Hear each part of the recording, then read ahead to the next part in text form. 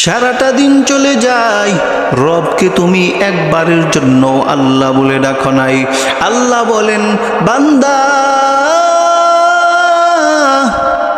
তুমি যদি জমিনের মধ্যে থাকিয়া আমি আল্লাহকে একবার একটা মনটা ভরিয়া, দিলটা ভরিয়া, মুখটা ভরিয়া যখন একবার আল্লাহ বলে ডাক দাও,